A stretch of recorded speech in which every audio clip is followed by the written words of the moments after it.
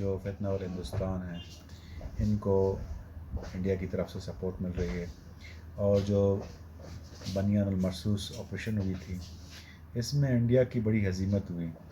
اب انڈیا ملیٹرلی تو ہم سے نہیں جیت سکتا، اس وجہ سے اپنے پراکسیز کو استعمال کر کے یہاں پہ معصوموں کو نشانہ بنا رہے ہیں تاکہ یہاں پہ جو ہے صورتحال خراب ہو جائے۔ لیکن الحمدللہ ہماری حکومت، ہماری لا انفورسمنٹ ایجنسیز اور ہماری جو ہے ملٹری یہ کے حوالے سے جو ہے بڑی چوکنا ہیں، اور بہت سے ایسے واقعات ہیں جو ان کو ایورٹ کر گئے ہیں۔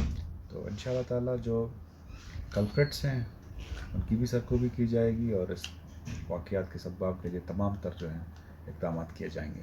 اچھا، جو بی ایل اے ہے کبھی سراب پر حملہ آور ہو جاتے ہیں تانے پر، کبھی کدھر، ان کے ساتھ کوئی مذاکرات کا ہے یا پھر یہی آپریشن ان کے خلاف جاری رہے گا سر؟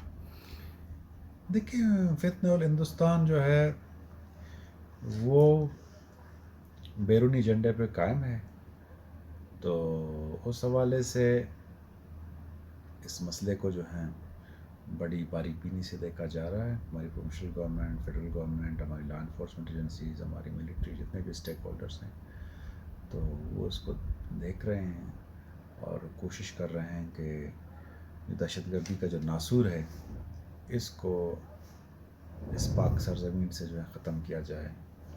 تو ویریس آپشنز جو ہیں وہ زیر غور ہیں۔ اب وہ جو گراؤنڈ پرووائڈ کرتی ہیں سبورجن کے حوالے سے میں بات کر رہا ہوں، اس حوالے سے بھی جو ہے کافی حکومتی اقدامات جاری ہیں، اور لوگوں کو جو ہے ان کے مسائل حل کر کے دے رہے ہیں۔